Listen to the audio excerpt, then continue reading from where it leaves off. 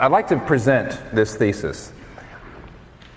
Miguel de Cervantes, Albert Camus, Aldous Huxley, Tolstoy, Voltaire, Shakespeare, Jesus Christ, they all have one thing in common. They all have one message in common. They know that the average person is so busy in both work and play that you ratchet around for years and years without asking yourself, what is my reason for doing all this? What is my reason for life? What is the reason I'm doing anything and everything? What's my whole life about? Or, put it another way, when all is said and done, what will I have really accomplished?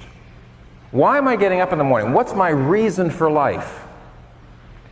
What do they all have in common? They all know, they're all great thinkers. And all the great thinkers realize that most of us run around and we're afraid to ask that question. What am I really getting to? What am I really accomplishing? What's my reason for doing things? Yeah, a good example of that is if I saw one of you after the service and after the program here, and I said to you, tomorrow at 2:30, meet me at the corner of 86th and Park Avenue. And you said, why? I said, just meet me there. You'd want to know the reason. And you're busy people. You're probably very busy people. You're doing a lot of important things. And you would say, hey, if I'm going to spend my time, if I'm going to spend an hour getting to see you, seeing you, and getting back or more, there has to be a reason for it or I'm not going to do it. Okay, that's fair enough. You want a reason. And yet, if I ask most of you, what is your reason for your whole life? What is the reason you're doing your job? What is the reason that you're getting married? What is the reason you want to get married? What are you after? When your life is all over, what will you have really accomplished? Many of you will not be able to give an answer. You want to know the reason for me to meet you. You want to know a reason for that hour. You want justification for it, yet you can't justify your own life. Now, who am I talking to? I'm talking to people in general because that's the message of the great thinkers. Let me give you a quick example of this. Tolstoy. I've got a series of quotes here. They're long quotes. You know why? Because it's Tolstoy. All right? 1879, Tolstoy wrote his Confessions, somewhat near the end of his life. And he talked about a huge crisis that he had in his life when he was about 50 years old. And he says this. He had been actually living quite a life. He was very famous. He was very influential. He was really quite well off. And he'd been caught up in celebrity wealth activities and so on. And suddenly he just crashed. Wasn't a midlife crisis. You might have said it was depression, but it wasn't because of the particular circumstances of his life. He crashed and got depressed because he had time to stand back and look at the general circumstances of human life. And he writes this.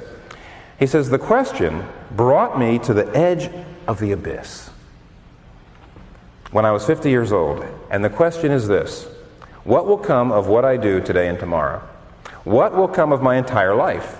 Or, expressed differently, why should I live? Why should I wish for anything or do anything? Or, to put it another way, is there any meaning in my life that will not be destroyed by my inevitably approaching death? And then he goes on, my deeds, whatever they may be, will be forgotten sooner or later, and I myself will be no more. Why then do anything? I therefore could not attach a rational meaning to a single act of my entire life. The only thing that amazed me was how I had failed to realize this from the very beginning. How can anyone fail to see this? That's what is amazing. I'm still quoting Tolstoy now, okay? It's not me. I'm not trying to, okay? How could anybody fail to see this? He says, I was 50 years old before I sat down and said, I can't attach any meaning to what I'm doing. I've never sat back and thought, what good is it going to do? Okay. Let me keep going. That's what is amazing. It's possible to live as long as life intoxicates us. But once we're sober, we cannot help seeing it's all a delusion. There's nothing funny or witty about it at all. It's only cruel and stupid. Now somebody says, Tolstoy, an artist, gloomy. Go ahead. You can call him names if you want, but you're not refuting his logic, I see. He says, if I'm going to die, and if this life is all there is, life means nothing. Because no matter what I do, it won't make any difference. I'll be forgotten. Now you say, Tolstoy, what do you mean he'll be forgotten? He will be forgotten. He won't be forgotten as fast as you and me. But he will be, and he realized that. And he says, it's not funny. You know, at the end of Cheers, the last episode of Cheers, the last 10 minutes is a place where they're all sitting around the bar, and Fraser says, he says, some people think that all life is an accident, and therefore all existence and everything that we do is meaningless. And I think somebody says, there's a cheerful thought, and everybody laughs, you know. Tolstoy says it's not funny. He says you're still intoxicated. You're still so busy you don't want to ask the question, what is the reason for my life? What is my life about? Because, he says, the question will bring you to the abyss. That's Tolstoy. But frankly, I could go on with a lot of other quotes, and I won't, to show you that that's really the mark of the great thinkers. They say, stop ratcheting around. Stop being so busy. And stand back and say, what am I really living for? Now, there's a lot of answers to that possible question. I would like to give you the main one that modern people, especially modern people in New York, have given to that question. What are you living for? Now, the main answer that modern people in a place like New York give is, I'm living to be free. I'm living to follow my heart. I'm living to find what I want to do and do it with all my might. Now, that's not the only answer. There's plenty of other ways to answer. But what I'm going to do is I'm going to just take that for the next few moments and try to show you that that is an untenable position. And I'd like to reason with you this way. Now, you know, I mean, this is a little complicated. I found that New Yorkers would rather get lost in a discussion than have their intelligence insulted. I found people out in the rest of the world are kind of the other way around. They'd rather follow you. New Yorkers would rather you know, say, hey, push me. Okay. The argument goes this way. You want freedom? The great thinkers, Camus, Sartre, other people like that, I'm going to give you a little list here. All the great thinkers will say, if you want absolute freedom to live your life the way you want, you have got to admit the utter meaninglessness of life. If you want complete freedom, you must face utter meaninglessness. That's the first point. Then my second point is going to be, nobody can live that way. Nobody can live that way.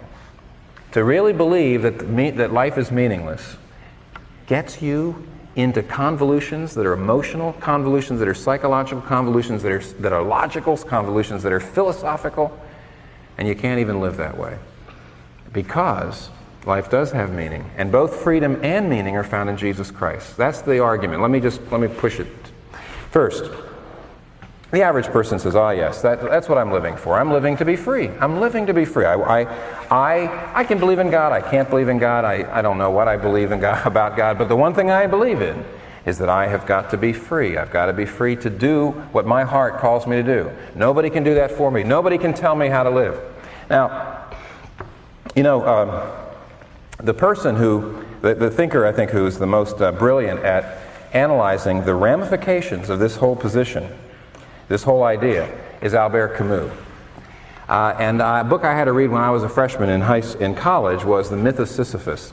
You know, recently we've had a spy scandal, the upper reaches of the CIA. Well, you know, in Greek mythology there was a very, very ancient spy scandal. This has been a problem that's gone on for a long time. Sisyphus was caught giving secrets, celestial secrets, to mortals. And so they caught him. The gods caught him, you see. So this is a problem that's been going on for a long time. And what they did to Sisyphus is something that I think the Justice Department should take notes on. What they did to Sisyphus was incredible. They put him in a position where all day long he had to roll a rock up a huge hill. All day long he'd roll it and roll it and roll it, and just before he got to the top, 10 feet from the top, always, every day, at the end of every day, the rock would full back, no matter what he did, and roll back to the base of the hill, and the next day he had to turn around and start rolling it back up again and go on endlessly and endlessly and endlessly forever. Now, I think if the Justice Department's going to do that, they need to update a little bit. My suggestion is that you chain a person to a personal computer, that you make this spy, in this case, make the man, I guess it's only the man, right? Not the man and the woman. But anyway, you make the man do data entry, data input, all day. And at 10 minutes before quitting time, every day, the computer crashes. And next day you have to do it again. Start with page 1. But the point of the myth and the joke, hell is having to execute a pointless act from which nothing ever comes. Hell is having to execute a pointless act from which nothing ever comes except the need to do it again. That's hell. And in the myth of Sisyphus, Albert Camus is honest enough to say this. He says, we modern people believe in absolute freedom.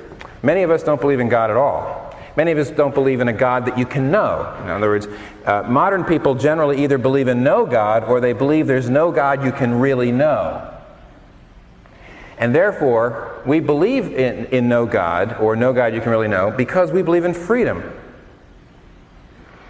If there was a God, and if there was a God that we could know, who told us how we had to live, and who gave us the rules and the regulations, well, then we wouldn't be free. But because we believe in freedom, and because we don't believe in the traditional views of God and so on, because we don't believe in God, we're free. But if we're free, we're all like Sisyphus. And I remember very, very clearly the basic argument of the book. I remember I had to read it and we had to discuss it in freshman class, and it was really quite stunning. But basically it went like this. Camus was saying, all right, think about it this way. Once you realize that you're free, because this life is all there is, there's no heaven, there's no hell, there's no eternal being and so on, you have to realize then that nothing you do makes any difference. Let's just say you decide you're going to live a very compassionate life. Let's just say you're going to this person over here decides they're going to live lives of violence and oppression. Don't you realize in the end, when you die, you rot? Ah, yes, well, but your deeds live on. Yeah, for a little while. But don't you realize the 3 or 4 billion years in which organic life is going to live on this planet is just an eye blink. Just a infinitesimal moment in relationship to the oceans of dead time that precede and that come after. In the end, the universe is going to burn up. In the end, nothing is going to make any difference. See, this is what Tolstoy realized. In the end, what you do and how you live makes not one whit of difference. To live a good life, to live a bad life, it doesn't matter. If the Titanic's going down and everybody aboard is about to die, does it really matter whether you go down hugging or mugging? What difference does it make? What difference does it make to you or the person you're mugging? Who cares? We're about to die in 5 minutes. Give me your wallet. What's the guy going to say? He says, what a tragedy. This is my entire life savings. No, what's he going to say? Here, have the wallet. Stab me while you're at it. And Camus says, don't you know what that is? Don't you realize, okay, if it's true that whether you're hugging or mugging 5 minutes before you die, you see, if you're about to die in 5 minutes, hugging or mugging makes no difference. In other words, your life becomes meaningless. But don't you realize you're going to die in 5 minutes, so to speak, anyway. And so will the whole world, and so will the whole universe, and so will the whole civilization. We're all Sisyphus, says Camus. If you want freedom, total freedom, you have a meaningless life. Simple as that. Bertrand Russell put it this way: we're the product of causes that had no provision of the end they were achieving. That is, our origin, our growth, our hopes and fears, our loves, our beliefs are all but the outcome of the accidental collocation of atoms. All of our labors, all of our devotion, all of the genius are destined to extinction in the vast death of the solar system. Only within the scaffolding of these truths, only on the firm foundation of unyielding despair, can the soul's habitation be safely built. Yeah, what Sisyphus is saying, what Camus is saying, what Bertrand Russell is saying, if you have absolute freedom, you must realize that everything you do is pointless. If you want absolute freedom, you have to understand that everything you do is utterly meaningless. Oh yes, Camus, Tolstoy, gloomy artists. Refute their logic. Try it. Let me just give you a more up-to-date person. Stephen Jay Gould, who teaches at Harvard, and he wrote an article just a couple years ago in Life magazine on the meaning of life. He puts it this way: Now, well, I'll make a comment in a minute. He says, we are here because one odd group of fishes had a peculiar anatomy that could transform into legs for terrestrial creatures.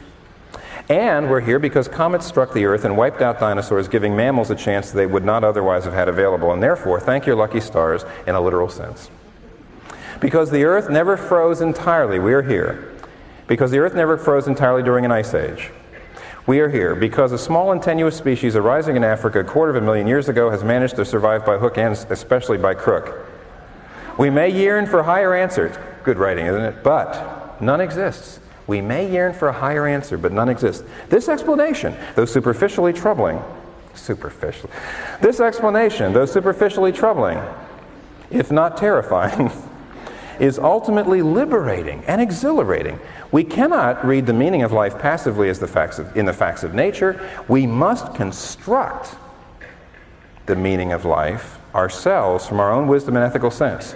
There is no other way. See, just like Camus, it's liberating.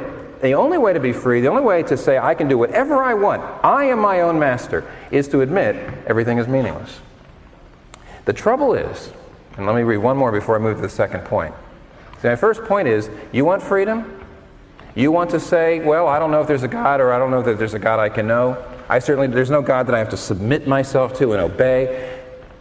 The argument is, you have to admit that everything you do, every statement you make, every action you take, every choice is meaningless and insignificant. Stephen Jay Gould says this is superficially troubling, but liberating, which means I can do whatever the heck I want. But that's dishonest. Just as I make transition to the next point, let me read you a much more honest statement dealing with the same data by the famous author Aldous Huxley. See, Stephen Jay Gould says it sounds terrifically noble, but now listen. Huxley says in his book, Ends and Means, he said, I had motives for not wanting the world to have meaning. Consequently, I assumed that it had none and was able without much difficulty to find satisfying reasons for this assumption. The philosopher who finds no meaning in this world is not concerned exclusively with the problem of academics. The philosopher who finds no meaning in this world is also concerned to prove that there's no valid reason why he should not personally do as he wants to do, or why his friends should not seize political power and govern in the way that they find most advantageous to themselves. For myself, the philosophy of meaninglessness was essentially an instrument of liberation, sexual and political. Don't you see what he's saying? At least he's being honest. We know what we're talking about here. He says, look, you come to urban America, you come to college here, you come to work here, and you say, finally, I can really swing. I'm away from middle America, I can do what I want, you see. You want to be included. This is not a matter of just academics, like he says. He says, you look at the big issues. Is there a God? Is there meaning?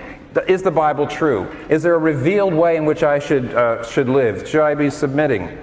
And you know, you go to Religion 101, you go to philosophy classes, you read books, and you think, as Huxley says, you're being objective. You're not. No.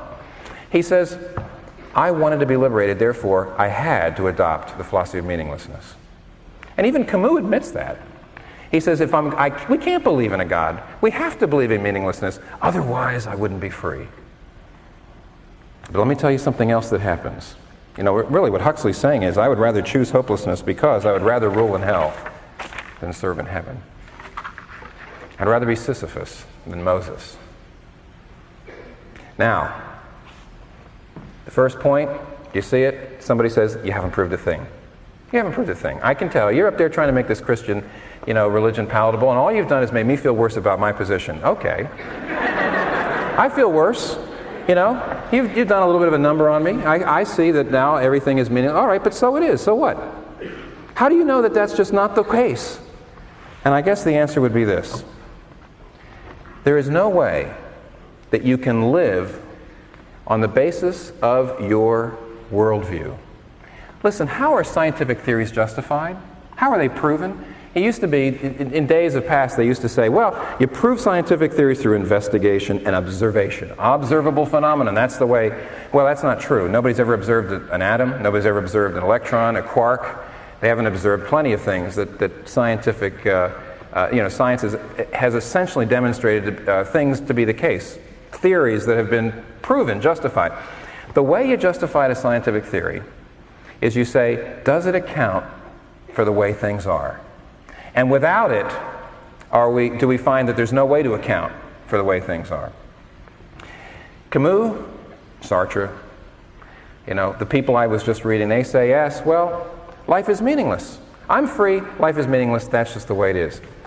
There is no way that you can believe what you believe without getting into a collision course with your own self, philosophically, psychologically, emotionally. Let me just show you what I mean. First of all, one of the problems that comes up immediately, Voltaire has an interesting statement about this. Voltaire says, he says, the doctrine of meaninglessness doesn't quite work. He says, I am a puny part of a great whole, yes, but all sentient beings suffer like me, and yet, like me, they also die. However, what is the verdict of and he says, what is the verdict of the vastest mind? He's talking about the universe silence. The book of fate is close to us. Man is a stranger to his own research. He knows not whence he comes, nor whither he goes. Tormented atoms in a bed of mud. Boy, that's a great line. That's what you are. Tormented atoms in a bed of mud, devoured by death, a mockery of fate. But then he says, but all things, all living things suffer like me and also die, but I'm the only one that's bothered by it. He says, we're such a puny part of the universe, and I'm the only one. Why do human beings get so bothered by the idea of meaninglessness? Why do we get so upset about it? I look at my cat. She's a sentient being. She's a very puny part of the whole. Doesn't seem to bother her like it bothers me. We're supposed to be the most informed of the species. It bothers us. Why? Why is it that when I say life is meaningless, there's a part of you, the emotional part, that says, no. But if you want to be absolutely free, the intellectual part of you has to say, yes, I guess that's true. Don't you see already? Intellectually, you're on a collision course with what you know. Life can't be meaningless. There is purpose. Well, you say you haven't proven it. Let me go a little further. One of the big problems of this whole thing is on the basis of the view you've got. You want to be free, you've got to believe everything is meaningless, and yet you can't live that way. Do you realize, for example, this means that nothing is absolutely wrong? If I say, is rape always wrong? Well, yes, you say it's always wrong. What do you mean it's always wrong? Where do you get this idea of being wrong? Where do you get the whole idea of right and wrong? It's totally subjective. Maybe you can say it hurts, but how can you say it's wrong? Is violence always wrong? Well, I don't know. Is oppression always wrong? I don't know. Yes, you do. But you see, you don't have a basis for saying so. Sartre had one little maxim. It is forbidden to forbid. It's a great maxim. At least, when you're new in college, you get a hold of that one. And you say, look at that. Life is meaningless. We're free. Authentic freedom, you see. Existentialism, right? Existence precedes essence. I can construct who I want to be. I live in absolute authentic freedom. The only thing that's forbidden is to forbid. Wait a minute. You just said you can't forbid anything. How can you forbid me to forbid? On what basis do you say that I should be forbidding? I shouldn't forbid you. When somebody comes up to and says, all religions are relative. All truth is relative. You can't say that your religion is right, so you must stop trying to convert people. And what's the answer to that? Say, you're trying to convert me. What do you mean? You're insisting that your view of truth, that all truth is relative, is right. And you don't want me to try to convert people. You think that's a very bad thing. Where do you get the idea of bad? You say you shouldn't forbid anything except to forbid, but you can't forbid me to forbid. You've got no basis on which to go. You're on a collision course with yourself.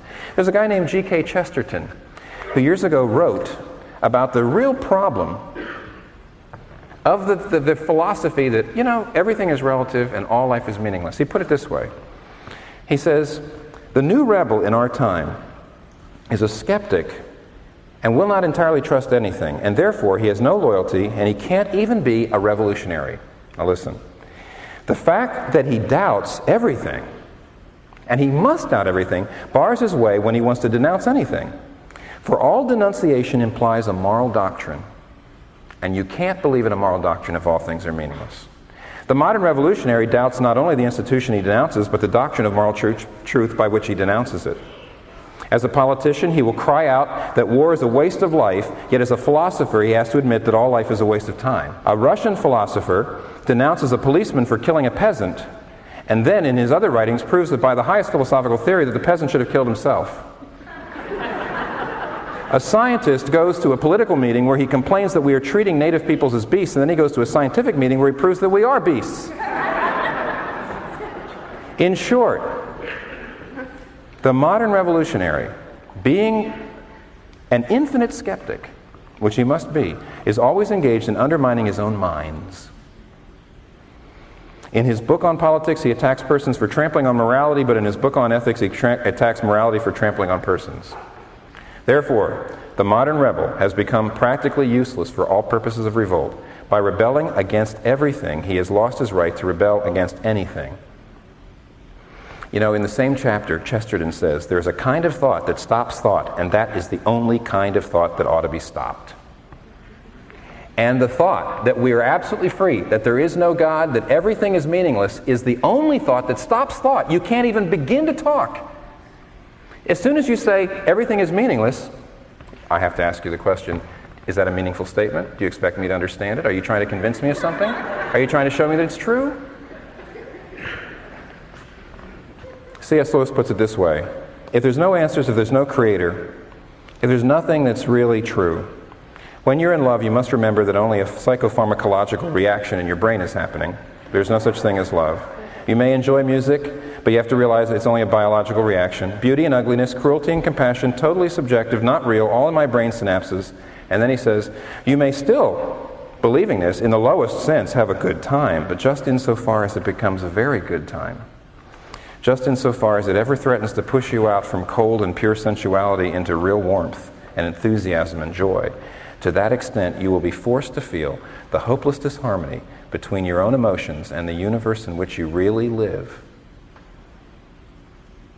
See, the only way to enjoy flowers and love is to not think.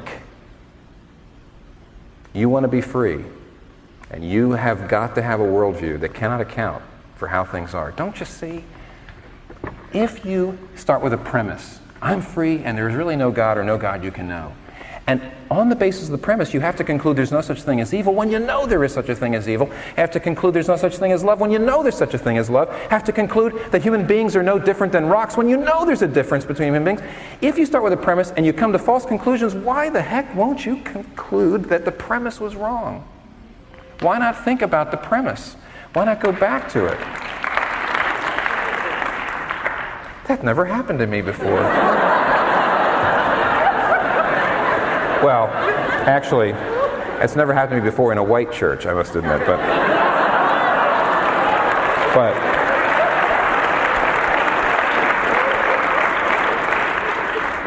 I've been a little concerned that all I've been doing is giving you male thinker quotes. Here's one. Dorothy Sayers said years ago, in this world, there is a view that's called total tolerance, but in hell it's called despair. It's the sin that believes in nothing, cares for nothing, seeks to know nothing, enjoys nothing, finds purpose in nothing, lives for nothing, but remains alive.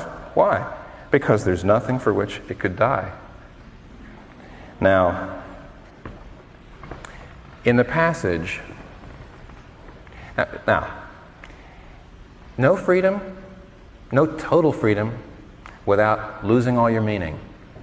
But there's a solution. The passage that was read by Bruce just before I came on says, in the beginning was the Word. Now, when the gospel writer John wrote that, he was writing in Greek. And in the Greek, he used a word that was absolutely and totally loaded. He used the word logos, from which we get our word logic, but that's not the right translation. The word logos was an absolutely philosophically loaded term at the time because it should be translated the reason for life. See, the Greeks argued over something.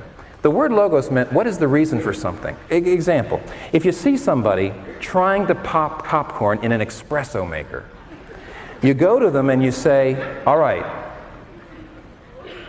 let me explain to you why the popcorn is of such poor quality. You don't know the purpose, the telos, the logos, these are all the Greek philosophical terms. You don't know what the design of that thing was. It wasn't built to make popcorn. It was built to make espresso.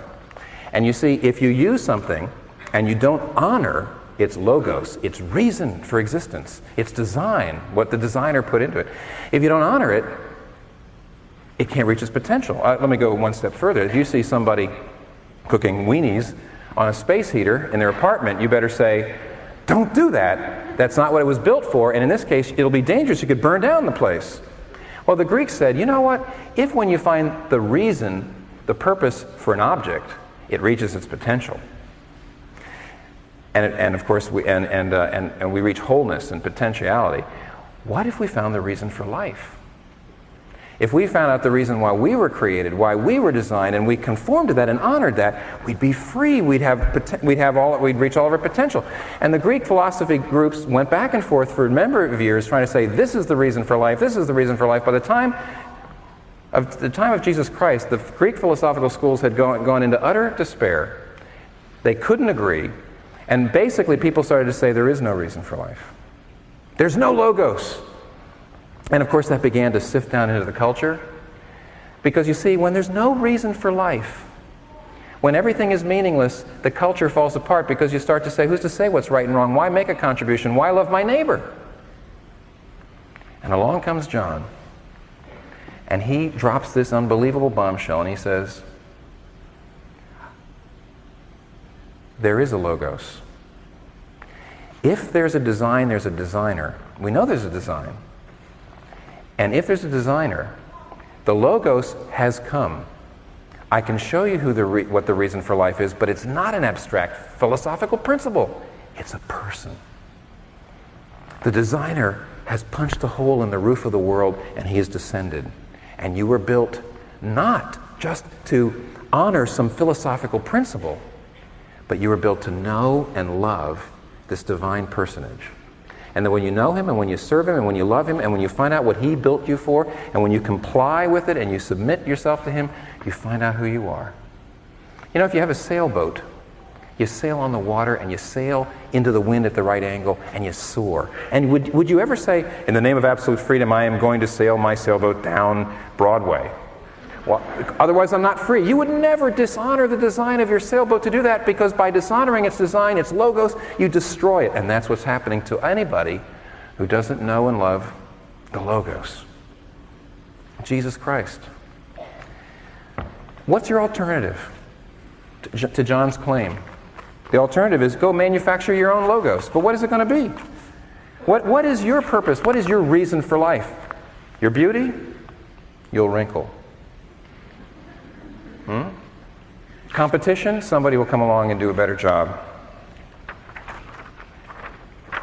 In the end, you'll end up staring into the fire. Because no matter what your chosen logos is, it'll never help you answer the questions we've been talking about tonight. It'll not help you face death. In the beginning was the reason for life, and he was with God. And that reason for life became a human being and dwelled among us, and we beheld his glory. Glory as of the only begotten of the Father, full of grace and truth. Let me pray to finish. Father, we ask that you'd help us to understand these things and apply them to our lives. And we ask that you would answer this request through the agency of your Holy Spirit in our hearts and through Jesus Christ. It's in his name we pray. Amen.